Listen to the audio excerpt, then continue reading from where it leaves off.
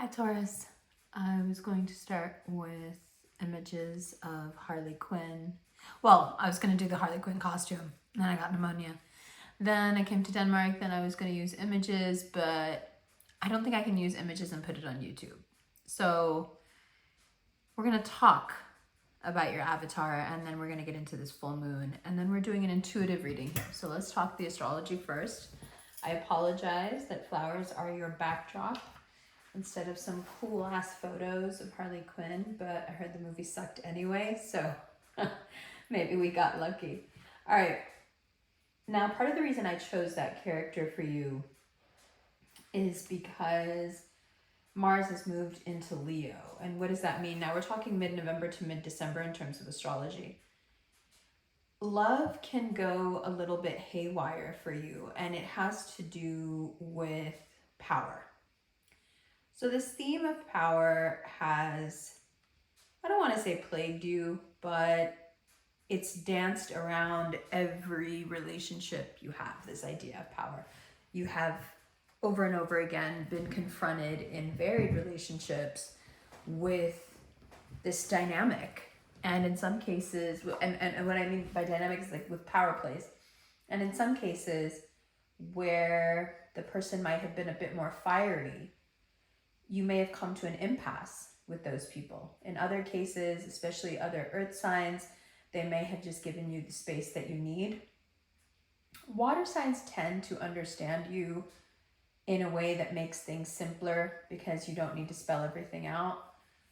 And air signs will generally just disappear when Taurus gets their horns tangled up.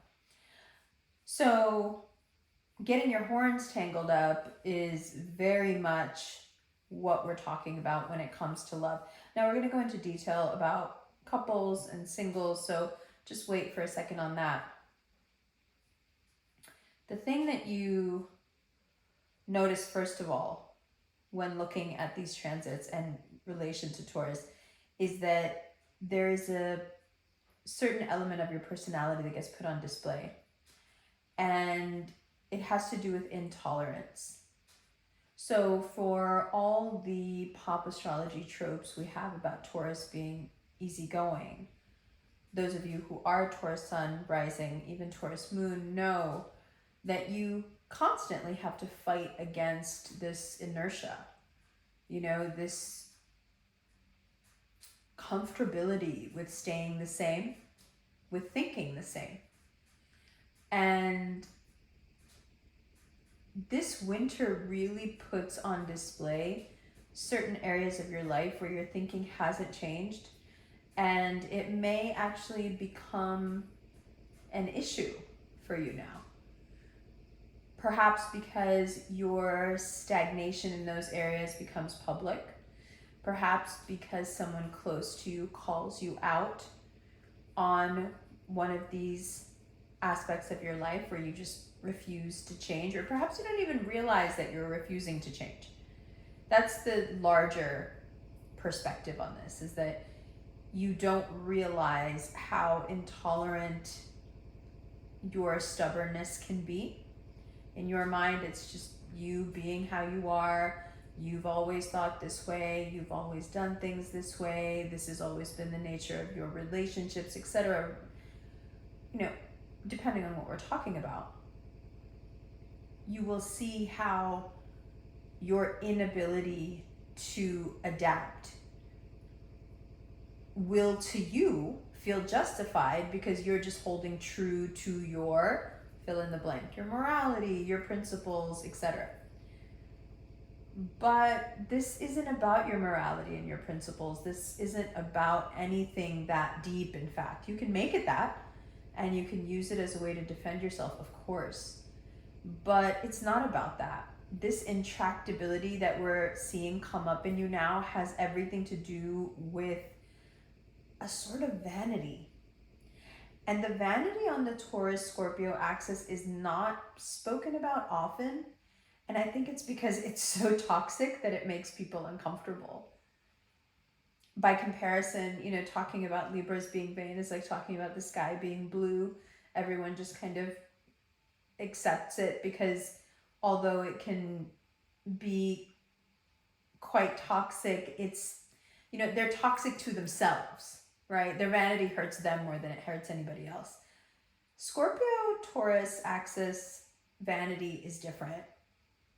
Your vanity is generally rooted in your belief, like deeply held belief that you are somehow more blessed, better looking, cooler, more blessed, smarter.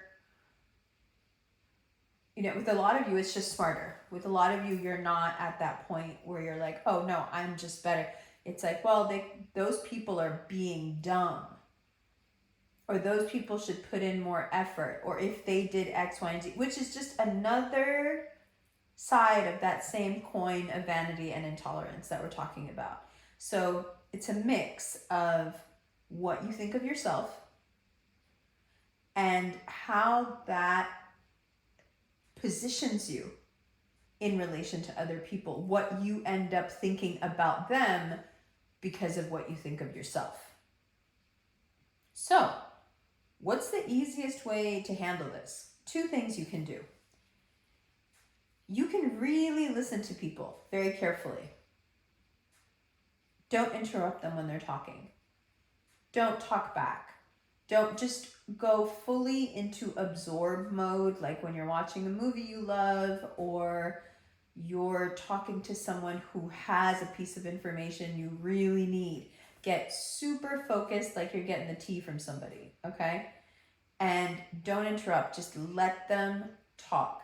Now, at some point, they're going to interrupt themselves and ask you if you'd like to stick your horns in the conversation, and you very politely say, no, I'm really interested to know what you think. Bolster them a little bit. Give them a little bit of the other side of you. Not the stubborn, not the I've already made up my mind, not the I already know what you're going to say. These are all very typically Taurus things to say. And I'd like to point out, you're not wrong. None of this is about you being wrong. This is about refining your spirit. The astrology for this winter for you has everything to do with, okay, here's number 2. So 1 is listen carefully, don't interrupt. 2 is watch yourself. Observe yourself. That's what this winter is really about for you. It's you out there being yourself, performing on this cosmic stage. But instead of just being in that consciousness, pick a seat in the audience and sit back and watch the play as well. Externalize the experience. Watch yourself from the outside. Observe yourself. Notice how intractable and stubborn you can be. Notice how opinionated you can be. Notice how intolerant you can be.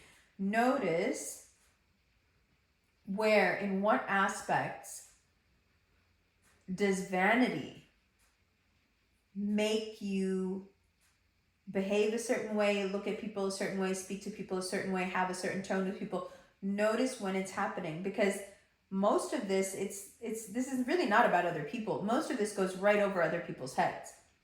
They just know that something weird just happened. They're not privy to what's going on in your head, and you're not that obvious about it. And yet it corrupts the spirit. It's not good for you. It's not good for you to hold those opinions of others, and certainly not to hold those opinions of others based on your opinion of yourself. Because by definition, if your opinion of yourself depends on the stupidity or the inferiority of others, that's a superiority complex, and those aren't real. There is no such thing as a superiority complex. There is no such thing as someone who thinks they're better than others, because by definition, if you think you're better than others, then you have to go ahead and assume and accept that there is someone better than you. So even touching that inferiority, that superiority space, you're letting off a flare, right? In a dark world. I don't think enough of myself. Of course, that's not how it's coming across. But that's what's really happening. That's what's important right now. It's about you getting to the bottom of the hidden language that you're speaking with others and what that's saying about you. And why do you need to do this right now? Because it's a vulnerability. Simply put, you can't be the master villain of our time, if that's what you want to be, when everyone can read you like an open book. It gives all your vulnerabilities away. Now, again, because of the way you live, because of the way you think, you may not see this at all. You may be completely flabbergasted by what I'm saying. That's not how people see me. That's not what people think of me. So give yourself 30 days. Step outside yourself, find a seat in the audience that you like, and watch yourself perform this cosmic dance just for a month. So have that dual awareness. It's like hyper self-consciousness. Observe yourself, and because you know what's going on inside your head, observe yourself and then observe people's reaction to you. Notice how having this third-party perspective really does start to grease the wheels a little bit and open up the mind. There is stagnation here that needs to be moved and pushed along. And fortunately, unfortunately, it can't be done with the sharp end of horns. This is more like lymphatic drainage. A knife won't help you here. 2 knives attached to the top of your head won't help you here. This is gentle pushing. This is dry brushing. This is, we've got to get things moving, but the person, the psyche that we're dealing with is gentle and fragile. It has this thick skin and these knives on its head, and it has a terrible temper, but it is quite fragile. So how do you talk a fragile person into a place where they can see that some of the things that they are doing are not ideal for themselves and for the people around them, without hurting them so bad that they just shut you out and don't want to hear anything else you have to say because they're protecting that fragility? Well, hopefully in the last few minutes, I've shown you exactly how it's done. None of this is your fault, but you need another perspective on how you behave and how what you believe, even if it's quite subconscious, is leading how you behave. The ideal outcome of this would be that you sit in the audience and what you notice right away is that you have hidden belief systems about yourself that are being expressed in the way that you behave and you react to other people constantly and in a way that you don't appreciate. You don't want those things out there, let alone, you don't want those things to exist in you, let alone be put on such display. You're realizing by watching yourself for these next 30 days that there are in fact deep, deep beliefs you're still holding that are not true, that are running or perhaps ruining your connections to people. Most of these things will have nothing to do with anyone else. You know, when we get down to our psycho-cybernetic settings, it's usually just 2 or 3 things that we think about ourselves that we haven't been able to shake. Number 1 usually being, I'm not worth it. It being anything: love, attention, care, money, success, comfort, peace of mind, a warm, dry place. Keep going. I'm not worth it. Now, most of us that have this belief system and haven't, pulled it out of ourselves, we haven't extricated ourselves from that belief yet, most of us can recall being in a situation either with a parent, a caregiver, or even a partner that had a deep impact on us. We can recall that person saying, it's not worth it. Forget it, it's not worth it. So forget it if not worth it, when internalized to the nth degree, sublimated so you don't have to feel the pain of it. Again, we're talking about your fragility here. Sublimated to a point where those sharp ends don't hurt, Now that thing is deep in the strata, right? Deep, deep in there. How are you going to be able to even acknowledge this without having to pull this sharp object back out of you? Knowing that it's sharp on every side and that your body has covered it. Your body has subsumed it. It's somewhere in there in your body, wrapped in something, so it doesn't cut you and hurt you anymore. But what you don't realize is that it's constantly cutting and hurting you. And there's no outlet for that infection, for that blood, for anything to get out. It's just all under the surface. And it's so unhealthy. Because the nature of that thing is that it's sharp and it will cut you forever if you don't get it out. So whatever pain you may feel, whatever fear you may have of pulling that out and looking at it and saying, how the fuck did this razor get in my fucking chest?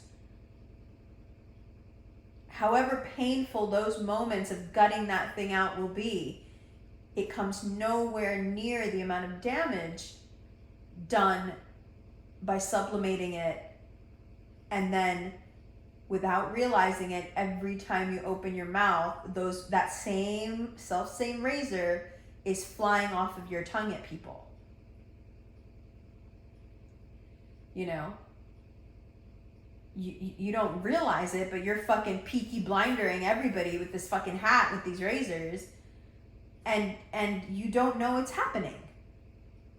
Because it's just a reflection of something going on internally that you have no access to, and not having access to it has everything to do with that intolerance, that intractability, that vanity.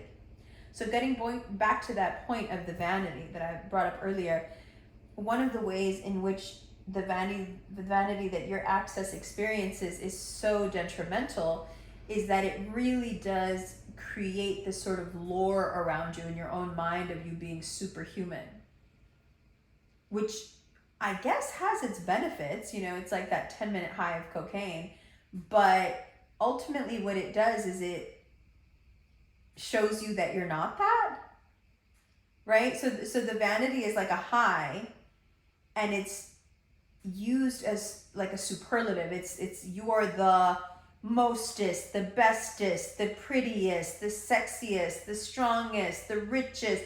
It's like that, but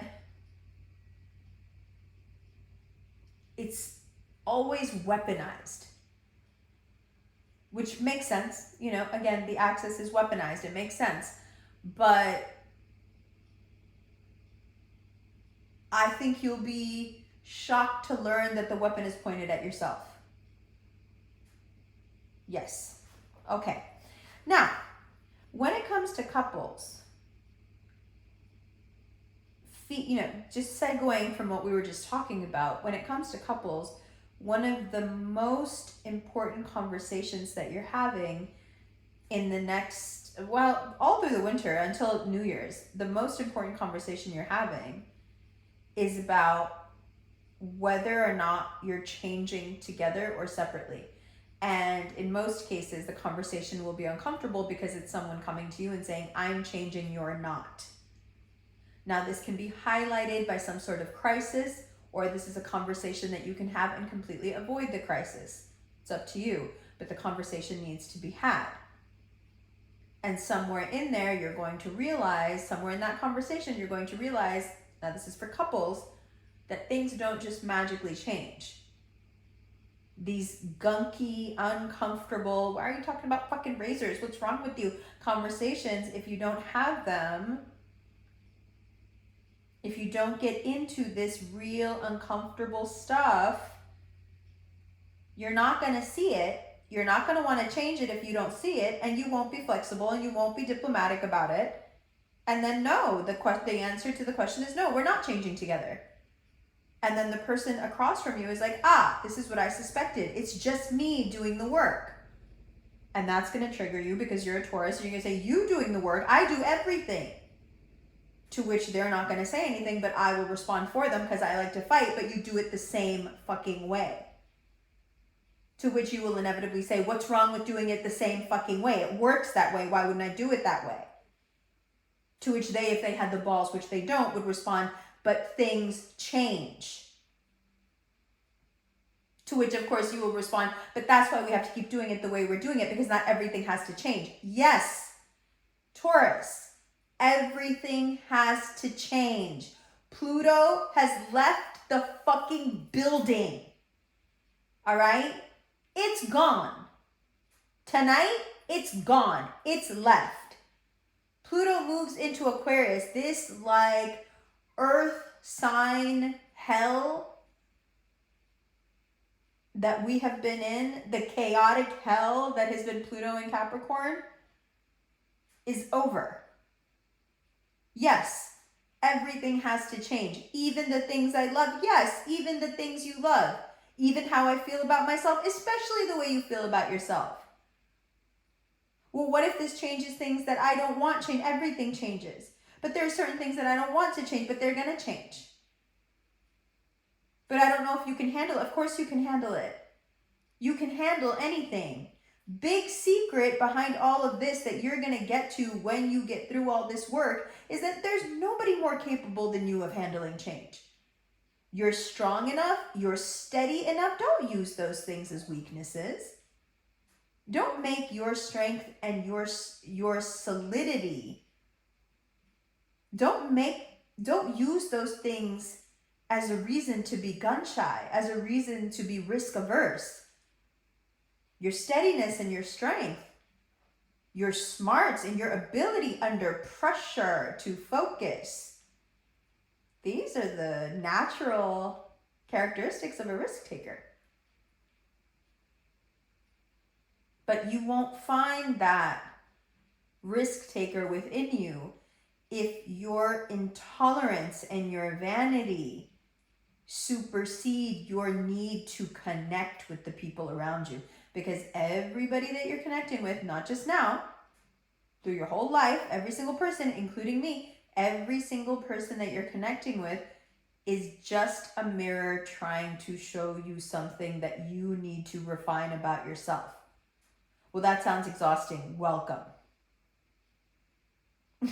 Yeah, it's really fucking exhausting, dog. And if you're a woman, you're supposed to be getting like 13 hours of sleep a day. Fucking hell. Fucking hell. 13? I don't even know who I'd be if I got 13 hours of sleep. I'd probably turn into an orchid or something. Now, in the midst of these conversations, where you're overcoming crisis as just a playful, plutonic device, the one thing you can do to assure your partner that you are in fact ready to change and that you don't have to stay the same and you don't have to think the same and you don't have to continue to be a stick in the mud, the one thing you can do is that in the midst of this crisis, just be there for them. Don't make it about yourself. Don't make it about what you've done, how you can help, what you can do, what we're gonna do. Don't try to take charge. Don't try to fix anything. Just be there for them. Especially because Taurus rising, you have partners right now that might be going through it emotionally. And they may not want to tell you. They may want to hide it from you. Because they may not be sure you're going to be there for them and not make it about yourself, but you're not that person anymore. You're not. You're different. You're growing. You see this. You don't want to be this way. Now, if you're thinking, I'm not this way, I don't need to. Okay, that's fine. But when the situations come up in the next 30 days and you feel that mirror getting shiny, shiny, shiny in front of you and it stops looking like a person, starts looking like a mirror, do me a favor and just look in it. Look at what it's showing you. We've got to establish a third-party perspective. It will be so very fucking helpful. Okay? Especially if you have a partner who's going through some emotional stuffs. Very important. very, very important to purely be there for them. I can't stress this enough. Don't try to help. Don't try to help. Because Aries, Taurus, Gemini, when we try to help, it just becomes all about us. It's not our fault. We're superstars. We're problem solvers. We'll get it done. But your partner's emotional issues may very well stem from just that. We don't know. We don't know. It could be anything. But whatever it is, it's your time to shine as the emotional support animal. Go ahead and do it, Bull. You know you can do it. Okay, now, if you're single, okay? If you're singular, oh boy. The confusion you're feeling is just a lead up to Mercury, which stations retrograde on the 25th of November in the sign of Sagittarius. Oh boy. Mercury retrograde in Sag is going to be so complicated, so confusing. The one thing that I can tell you, just remember that I said this, especially when you're feeling like hella emo. Don't rush into anything. Because regardless of what you're seeing in front of you and how shiny it is or how soft it is or how good looking it is, whatever it is, you've got to sit down and think about whether or not you can afford this. And like really sit down and think about it. Give yourself a moment. The feelings will, listen, it's going to be complicated, it's going to be confusing, it's going to be alluring, right? Anyone who has dominant Mercury placements is like pulling you. And you want it.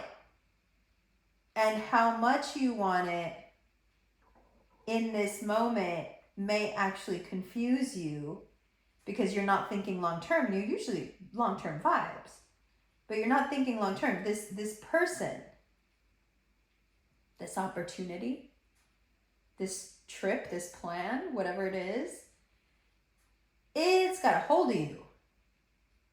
This is the moment to stop. I know we were just talking about what a negative your stubbornness can be, but this is a moment where you use your stubbornness to your advantage. Just stop. Think. Take one very slow step at a time. I know you want to run right over that cliff. Don't do it. Don't do it. 2 reasons. The astrology is saying you can't afford it. So whatever it is, whomever it is, you know if you can't afford it, it's going to go south because it's going to make you feel like shit. 2, this person, this job opportunity, this whatever it is thinking very long term. And you are not thinking that way. You're thinking, I want it.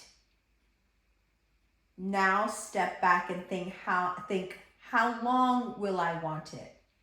Because when this long-term vibe comes up in the astrology, it means that the person that you're going to be dealing with is not to be toyed with. If they don't get that long-term thing from you, they can make your life a living hell. I don't think you want that. Okay, so another reason to develop that third-party perspective in the next few days. Pluto's moving tomorrow. Do it tomorrow. Okay, Pluto's moved into Aquarius. I'm going to take a back seat here and just watch myself and observe myself go through this day, go through this conversation, go through this interaction, and see what I can pick up. Now, of course, you're not going to be an impartial observer, but at least you get a little distance from yourself. And hopefully, as this Sagittarius season progresses, you gain more and more insight from that distance that you're taking from yourself. And you know, it's very possible that you take that distance, you have someone in front of you that you really, really, really want, you get perspective on them and the situation, and you decide, yeah, I can't afford it. I will work harder, I will be better, I will do the things I need to do because I really want it. You may decide that, you may come to that conclusion, but it's something that needs to be thought out. This is not a time to just blindly act, even though that's what you want to do. You know, in the situation with couples where they're going through something emotional, you don't want to sit back and just be there for them. You want to solve the fucking problem. You want them to stop fucking bitching about the same thing for the 1 millionth time. Of course. Of course, none of this is ideal. But growth involves healing. And healing is gross. It's disgusting. It's like pus and mucus and green stuff and whatever the fuck else and stitches and casts and yuck. Yuck. Everything smells like iodine and fucking bandages and shit. Yuck. Yuck. It's gross. Nobody wants to do this. Nobody wants to be there. Nobody wants to think about some fucking razor blade stuck in their fucking chest somewhere. Yuck. Umber, what are you doing? Well, but it's true. So at the risk of having to bring up something gross, at the risk of having to see something gross, we want to just let that thing sit in there and fester. No. That's going to blow your mind even more, is that maybe there's more than one razor. Maybe there's several. Yuck.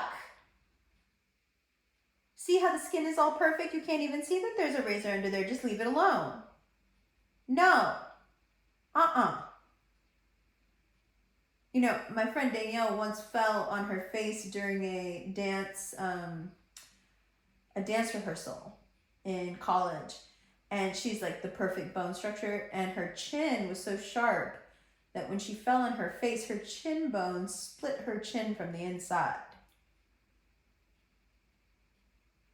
That's what you guys, that's what's happening.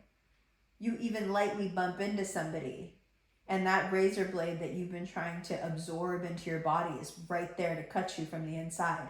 And then the person that just bumped into you is like, what, why are you trying to kill me? I haven't done anything. I'm sorry, it was a mistake. But you're like, fuck you, that shit was personal, I felt it. No, it wasn't.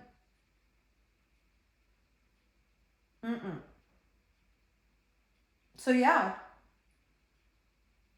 is it worth disturbing the serene, placid surface of the skin? Is it worth cutting in there and getting that thing out and creating a whole gross process of healing?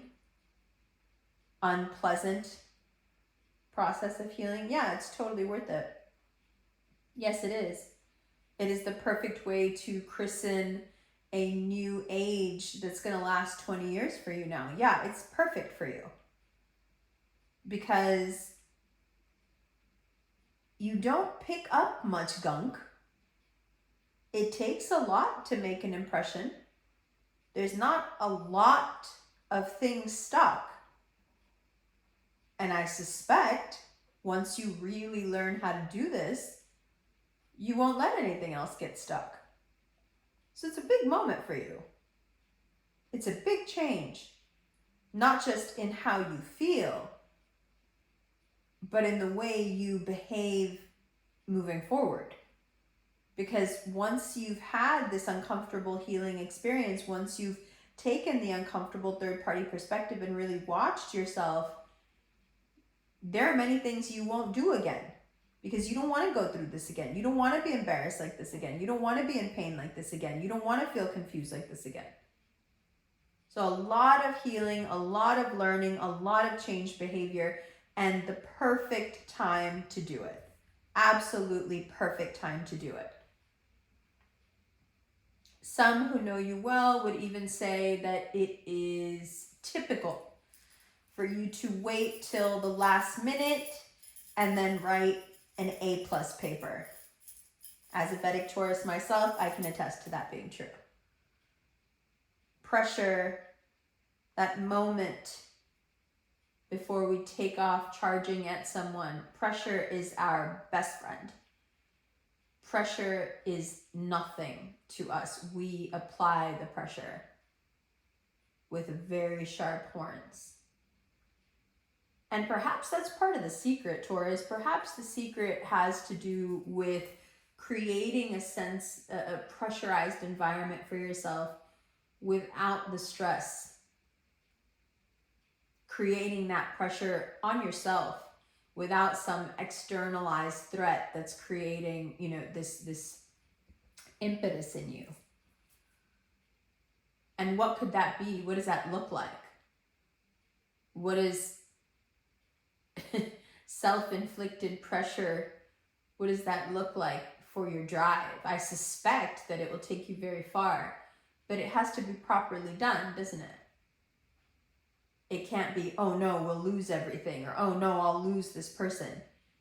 Hopefully, at the end of Sag season, it'll be, oh no, I don't want to be a dick again. I don't want to be that person. If I was going to use Lady Gaga's Joker, if